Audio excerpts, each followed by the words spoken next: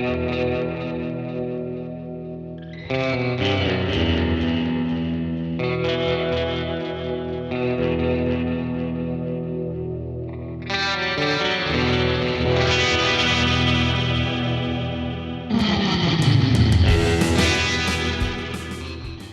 to the Ghost Story Guys mini show for October 6th, 2020.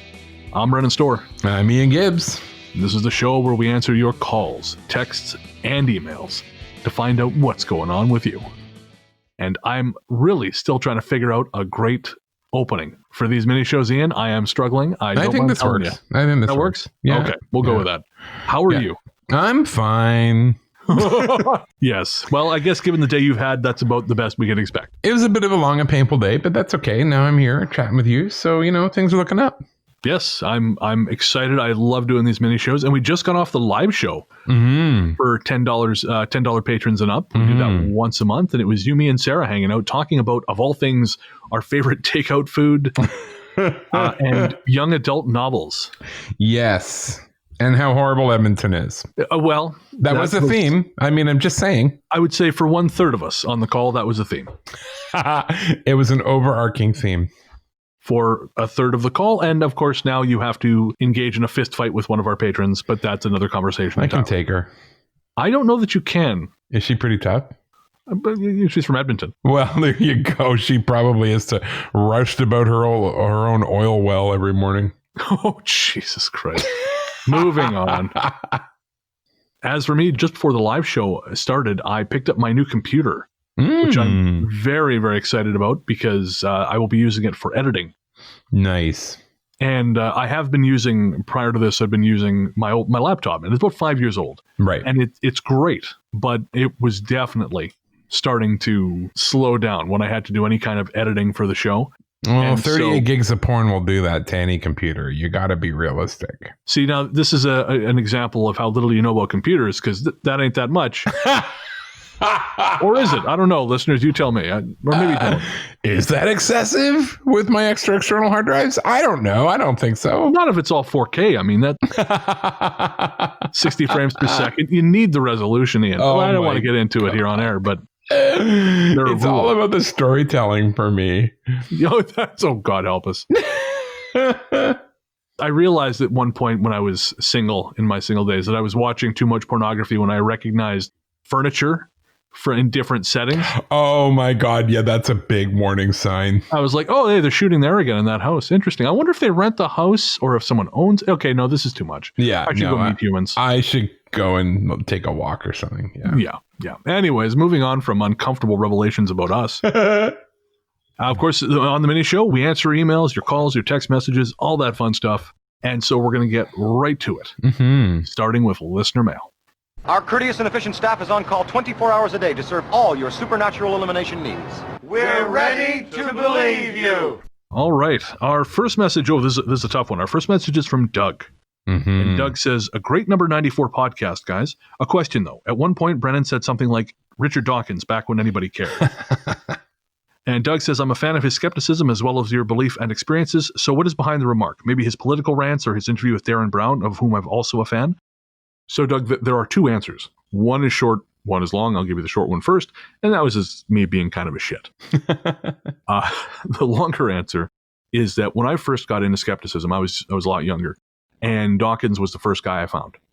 And then Christopher Hitchens a little bit later. And I always kind of preferred Hitchens, but regardless, I was into both their stuff at the time. But when I started to develop an interest in the paranormal, I felt as though I couldn't make it work to be both a part of the skeptical community and the paranormal community. And this is a long time ago now, but this is something that I kind of ran into. Now, for some people, that's not a problem. I know the British blogger Hayley Stevens does a really good job of bridging skepticism and an interest in the paranormal. But again, at the time, I felt like I just couldn't do it. Once I was more comfortable with myself and my place in regard to the paranormal, I started to kind of reach back out towards skepticism because I enjoyed aspects of that culture. And when I did, and I started reading Dawkins again, I kind of found that a lot of the stuff he was saying was not congruent with my personal beliefs. And I'm not going to get into a point by point here. I mean, anyone who wants to keep listening to Dawkins and reading Dawkins, I don't begrudge him that. Totally fine. But some of the things he said really clanged against my personal values. So I just moved on. And in rejoining the skeptical community to a degree, I mean, I don't belong to any groups. I just take in the media. I found younger voices who were very much more in line with the way I see the world. And I do encourage you to check some of those out if you haven't already. Guys like Michael Marshall from Skeptics with a K and the Good Thinking Society, Thomas Smith from Thomas and the Bible, Serious Inquiries Only, and Philosophers in Space. I'm a big fan of No Illusions from The Scathing Atheist, The Skeptocrat, and God Awful Movies. And there's also the Cognitive Dissonance guys, Cecil and Tom. And sometimes it's hard for me because, they have done full-on episodes, which are attacks on the things which I also believe over here on the paranormal side. But, whatever. You just kind of make it work, and I appreciate their perspectives enough that I can do that. And that's the long answer. So I hope that answers your question, and thanks for asking. Our next listener, Maggie, wrote in to say, I recently discovered your podcast when I took a quarantine road trip 1,200 miles home to see my family. I've been binging ever since. Regarding the kid dreaming about the stone and the taste of dirt, I was surprised not to hear either of you mention reincarnation or a past life. Throughout my life, I have had dreams in recurring places. The dream and who is in it might change, but it's always in the same house. I don't know for sure, but I've kind of labeled it as a possible place from a past life. Maybe that's the case for the dreamer in episode 91. That is an interesting theory. I mean, I am not closed off to the possibility of reincarnation. I think a lot of times kids say super creepy things, which we have recounted on the show before, that would lead you to believe they have had previous experiences. So I have to be honest, though, it's not a concept that leaps readily into my mind. I don't know why. Maybe it's my decades of Christian upbringing. Right. But it's certainly not something I'm closed off from or don't believe in. It's just not part of my, I guess, daily thought pattern. Right. So that would be my only reason for not mentioning it. It just honestly didn't occur to me. But yeah, why not? Yeah, I mean, the only reason I thought that particular dream may not have been a past life is just because, as I recall, he remembers it happening a couple different ways. Like, as I recall, the stone kind of rolls in from different directions. Right. And so I thought, if it was something that happened, it could have been more likely to have been a fixed series of events. But I know we did definitely float that possibility, or I thought we had, maybe we didn't, for the dreams he had about being, I believe he was a woman being chased. And I definitely think that's possible that, that could be a past life. As far as having dreams about recurring places, I very much know what you're talking about. If you listen to our bonus episode, I want to say 3, Centralia and the Tyranny of Memory, I talk about my own experiences with that. And I won't revisit them here, but definitely check out bonus episode 3, because I've had my own experiences with dreaming about a place repeatedly and then discovering it is a real place. Right. Yeah. So yeah, no, I do think you might have a point there, Maggie, and definitely open to that. Next up is Kathy. Kathy says, good morning. I'm new, jumping around to listen to certain episodes first, and I'm really enjoying it. Could do with a few less pokes at Jesus, though. Also, I'm in Tallahassee, Florida. In reference to the episode about Mississippi ghosts, the question of, is Florida part of the South? Depends on where you are. Tallahassee is in northern Florida, about 45 minutes to the Georgia line. Definitely part of the South. Central and South Florida, not really part of the South. I hope that clears up that for you all. Also, I found your show after hearing Brennan and Shannon on an Into the Fray episode, my first podcast about paranormal stuff. That's cool. I mean, that's actually, I think we've said before, that's the episode or the interview that sort of prompted us to start this show when we did. Yeah. No, that's cool. No, I love doing that.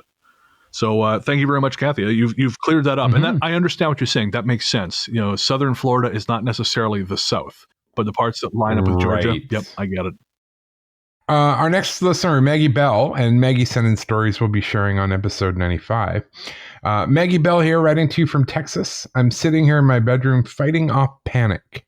I stood in my kitchen slack-jawed for about a solid minute and a half after pausing episode 81 because I couldn't handle any more of it right now. Oh, I hear you, sweetie. I heard Brennan for an hour. I'm done. I get it. Oh, don't think that's what you meant. Else. I spent about 15 years of my life plagued by a flame-engulfed entity, and I have never, ever heard anyone else mention a fire person before. I've had many more experiences in my life that I'll write about another time. Eventually, and up till now, I kind of turned it off. My job means I move around a lot and frequently live alone. I'd rather not be scared all the time. And unfortunately, living alone as a single woman, I often have enough dangers in the physical world to worry about. But now, as I listen to your podcast, I'm starting to open that faucet again. Despite the fear, I'm also finding now that in a way, it makes me feel connected. As I've gotten older, I've grown away from any sort of spirituality or faith. I don't know what I believe in, but I do know what I've experienced. The question is, can I receive the good things and stave off the bad? I guess we'll see. Either way, I'm hoping that you both might have some light to shed on these stories. Yeah, you know what? I get that. And I believe you can have the good things and stave off the bad 100%. So don't be scared of it. Just go slow and set your own boundaries, and it should be okay. Yeah, I mean, know that we've had a few people tell us that since they started listening to the show that they've sort of reconnected with that part of themselves. And it can be scary. I mean, I know myself, I think I still block a lot of stuff out because of my fear. And I don't think it's all threatening. I think it's just that we've been so primed by entertainment to view all this stuff as threatening. Wanted to also mention a creature made of fire. I mean, specifically smokeless fire. That's according to legend, that's said to be a sign of the jinn, which of course are said to be from the Arabian Peninsula. I know a lot of people refer to them as Islamic. They're not. They existed in that part of the world long before Islam. I mean, Islam, I want to say, came about in the 700s. Right. I'm pretty sure the jinn, or not pretty sure, I know for a fact that legends of the jinn existed long before that. Oh, definitely. But if you want some information on that, our listener Maddie put me onto the podcast, The Hidden Jinn. Okay. Yeah, it's really good. I think it's a limited series. I mean, it's being done by one of the larger podcast networks, but it's really informative. It might give you some background information on some of these things. Maybe it might give you sort of a framework with which to understand some of it. My buddy Adam Wing, wrote a book called Matriarch that is an amazing jinn story. Oh, interesting. Yeah. It takes place in Turkey, and it's a wonderful, wonderful story, and you don't see the end coming and blah, blah, blah. It's brilliant. But yeah, if you're looking for like a good jinn story, check out Matriarch by Adam Wing. I know it's available as an e-download and stuff, so definitely check it out. The thing I found fascinating about those legends in that particular culture is that they're very much a society similar to our own. They just live much longer. And obviously they see us, but we can't see them. And it's fascinating because, there are limits to them. It's not like they're some kind of magical creature. They're a thing that lives and dies just in a way that we don't understand. Almost like the elves in Lord of the Rings. They live longer than we do, and they have a very different perspective. And we kind of see them as less than human because they see us as much more expendable and much more fragile because their lifespans are so much longer than ours. So check out, was it Matriarch you said? Yeah. Adam Wing. And the Hidden Jinn podcast, which I listen to it on Spotify, but I'm sure you can get it other places as well. Next up is Kaylee. Kaylee says, just want to say thank you for your mini shows. You're very welcome. Yay. Hilarious and awesome content as always. When you were all talking about meeting in a parking lot at night, I yodeled with laughter. That's pretty great. Also, as someone dealing with the results of a friend breakup, that's just as painful as a romantic breakup, in my opinion. And yeah, I agree. Absolutely. I've had two, sort of two major friend kind of, I guess you'd say breakups, in the last 7 to 10 years of my life. And they're painful. Absolutely. Ian's comments about growing and the statement, go with God, were so powerful. So thank you. Thanks also for featuring my Ghostline message about the Vardiger apparition / doppelganger too. Glad you had heard of it. Much love and blessings, Kaylee. Well, thanks for writing in, Kaylee. I mean, it's nice to know, and I'm glad that you seem to be getting through your friend breakup. Not, okay, obviously painfully, but you're coming out the far end, and that's really cool. Dean works in a retail park that used to be a huge yard for a cable manufacturer a long time ago. He says he used to hear ghost stories from the staff, seeing things on camera, unexplained bangs, movement out of the corner of your eye, but he shrugged them off. Then he found himself working the early morning shift in the warehouse when something very strange happened. He says, as I was walking out of the warehouse area, something slammed on the floor upstairs directly above my head. And when I say slammed, I mean slammed, like someone had jumped and put all their weight into the landing. I flew out of there and looked up through the cage, but no one was there. That's when the sensation came. I couldn't breathe, and every hair on my body stood on end, like I was being electrocuted. It was only about a minute, but it felt like forever. Since then, I accept that this place has something going on, and I often call out to it to leave me, and I'll leave it. Sorry, this email's already long enough, so thank you. And if you have any insight into this sensation, I'd love to hear it. I mean, I don't have any specific insight, but it sounds like you dealt with it the appropriate way, just kind of acknowledge it and don't be afraid of it. Yep. And ask it to give you your space. And maybe, your skepticism was what made it push, right? That it was like, oh yeah, you don't believe in me? Interesting. We'll see. As far as feeling electrocuted, yeah, I think that was just the energy kind of whipping around you and trying to make its point. And again, I agree with Brennan. I think you did exactly what you were supposed to do. Next up is Erica. Erica says, I'm a Southern Californian who craves moody, misty mornings and rainy days, so I find myself out of luck 75% of the year. But when I listen to your podcast, my mind can be in that place, and I want to thank you so much for setting that tone. This story is sweet and lighthearted and nothing I will ever forget. Here goes. When I was 13, my grandma Norma was in the hospital recovering after routine surgery. It was right around Christmas time, and we were all expecting her to be back home to enjoy the rest of the holidays together. One school night, I remember going to sleep early and had a dream. In the dream, it was just me and my grandma. I was walking up to her and she was illuminated. Nothing around us but darkness, but not in a scary way at all. She was wearing one of her favorite dresses and looked beautiful. I immediately hugged her and I could smell her perfume. I looked at her and I said, I miss you. She looked back and said, I miss you too. Just at that moment, I was jolted out of a dead sleep to the landline ringing on my nightstand and groggily said, hello? And that's when I was met with the news that my grandmother had just passed away moments before. Norma had come to say goodbye. It was beautiful and I felt more at peace about her passing. I'll never forget how I felt in that moment. And Erica, thank you for sharing that with us. That gave me chills. Mm-hmm. That's a really beautiful story.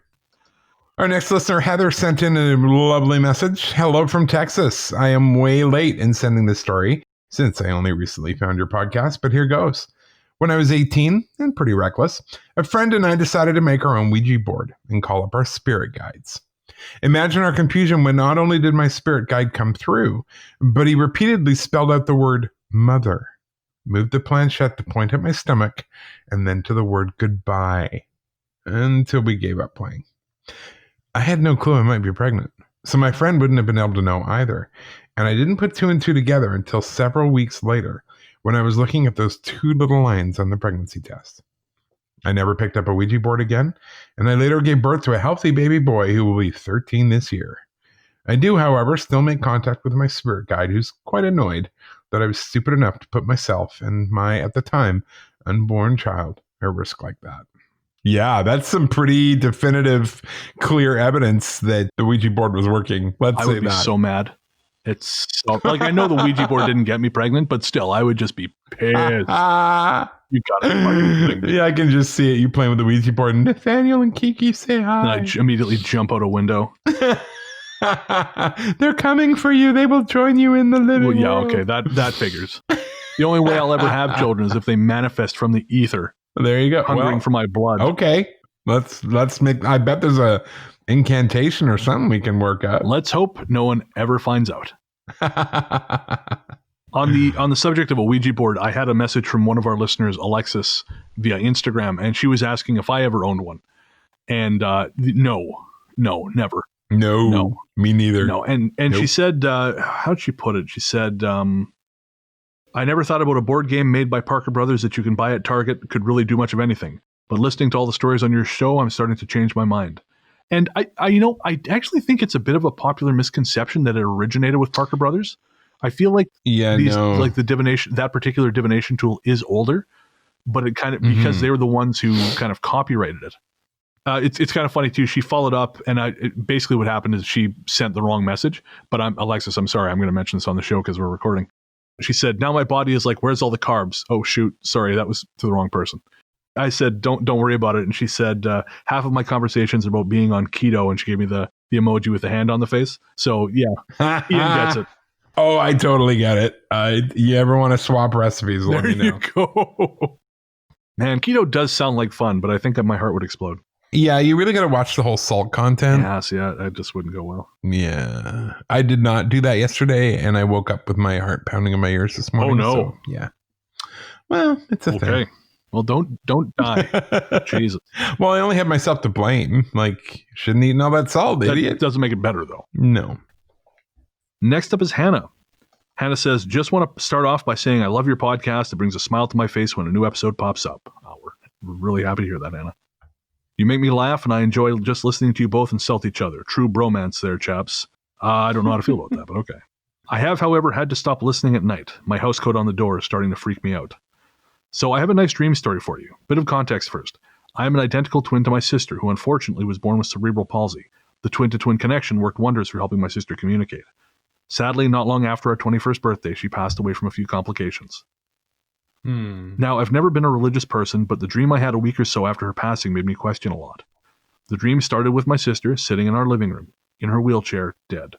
She then suddenly got out of her wheelchair and ran out of the house. I ran after her shouting, "Are you okay? Are you okay?" When she got to the bottom of our street, she turned to me and just smiled and said, "Yes." She also couldn't speak. Then I woke up. Wow. Yeah. That's actually a pretty amazing story. No kidding. And I guess she's free. Yeah, exactly. Well, again, that's really beautiful, Hannah. Thank you so much for sharing. It's a really great story. Helen wrote in. Helen has sent some stories which we'll be including on an upcoming show. I hope this whole turducken experience goes away soon. You guys have made me want to come to Victoria. You should. It's amazing. If we do, we will definitely be signing up for one of Ian's tours. Husband does not do well with creepy, so we'll have to get him there under false pretenses and tell him it's a brewery tour. Well, he's going to be a little surprised then when there's no beer. Would love to buy you both a coffee and say hi. Looking forward to Ian's book landing on Audible. Should happen soon.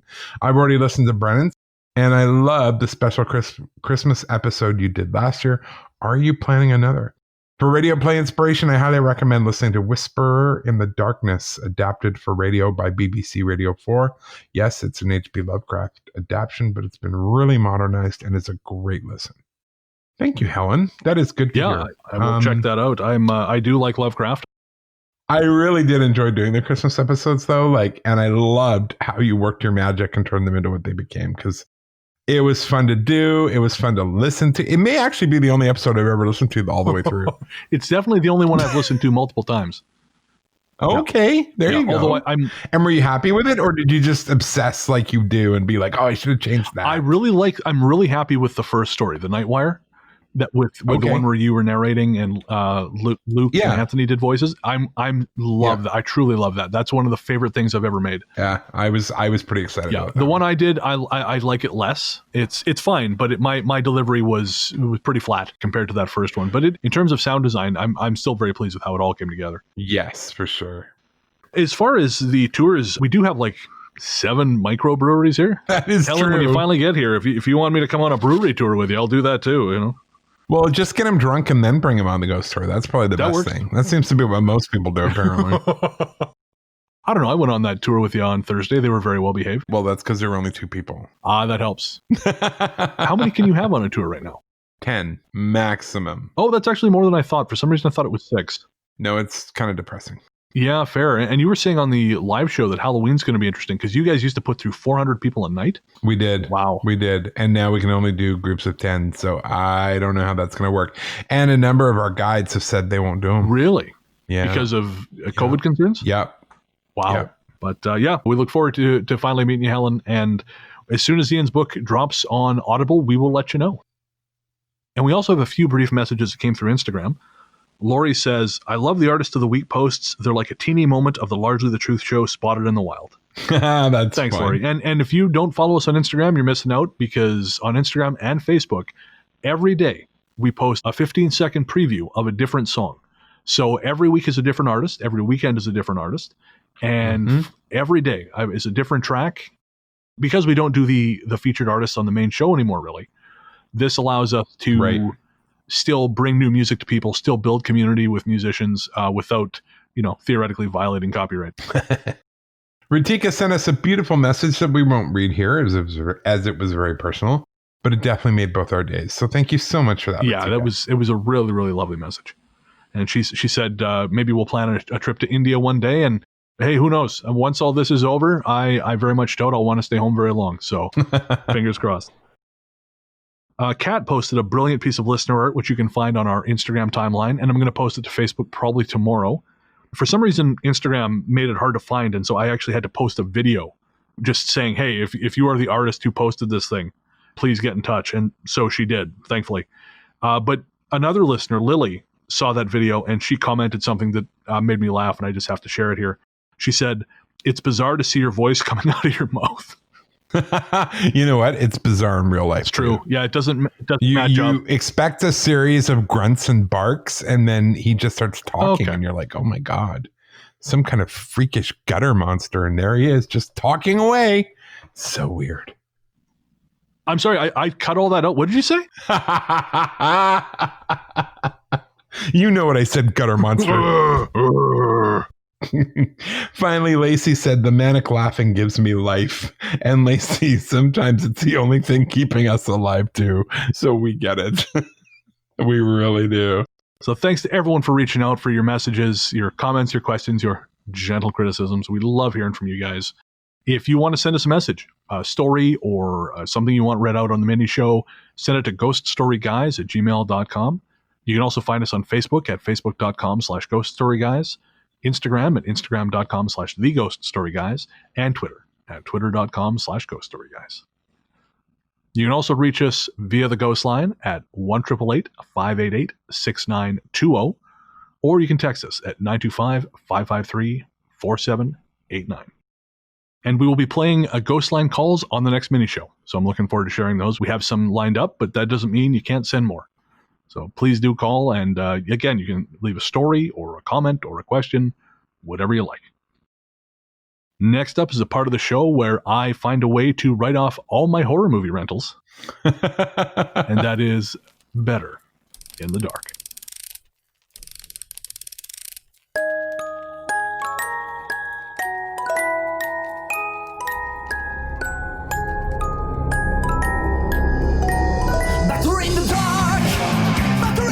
Welcome to Better in the Dark, the part of the show where I recommend 2 horror movies to you and try not to say anything that'll get us sued. For my first installment, I have an Indonesian slasher movie that gave me nightmares, and a British horror movie where a man gives birth. Yes, you heard that right. No, I'm not going to explain anymore. The first movie is Macabre, an Indonesian slasher from 2009 directed by the Mo brothers, Kimo Stambol and Timo Tjahanto.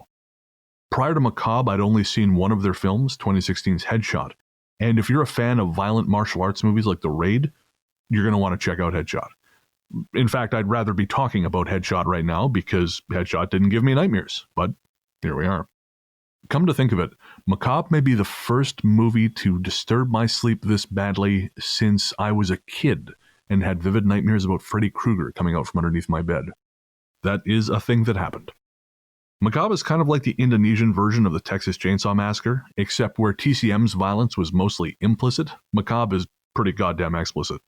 It is a well-made and yet deeply unpleasant film about a group of friends who pick up the wrong hitchhiker and then for some reason follow them inside once they get home. Folks, as someone who has both hitchhiked and picked up hitchhikers, let me tell you, don't ever follow them anywhere. They're not going anywhere you want to go. Now you may find yourself asking, Bren, if this movie is so unpleasant, why are you recommending it? Well, that's because I know we have some wonderfully twisted listeners out there who will love the hell out of it. Again, that's Macabre from 2009, and if you're in Canada, you can rent it via Google Play. Weirdly, it doesn't seem to be streaming anywhere in the US or UK at the moment, but if you live near one of the few remaining video stores and feel like braving the outside, you may be able to find it there. There are also used copies floating around on Amazon for about $15. I'm not going to get into it here, but I am a giant nerd for physical media. Streaming is a hell of a lot more convenient, but titles appear and disappear all the goddamn time. And if you own the thing, it's not going away, unless you get burgled. But let's not dwell on that. Alright, my next recommendation is a newer release, from this year in fact, and that's the British movie Amulet. Amulet is directed by Romola Garai, it's her first film, and it's being marketed as feminist horror. After some of the horrible shit I saw in Macabre, I welcomed that change of perspective.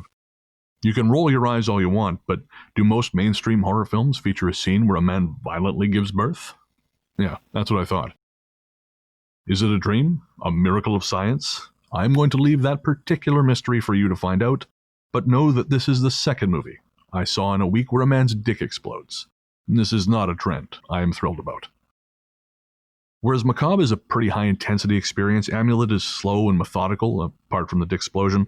So even though it's about demonic possession, don't go in expecting The Exorcist. Most of the film is about an Eastern European refugee renting a room in London and slowly falling in love with his landlord. Obviously, there's a lot more going on, because otherwise this would just be Dirty Pretty Things all over again, but I don't want to ruin any of the other surprises. And for the record, you should also watch Dirty Pretty Things. It's not a horror movie, it's just good.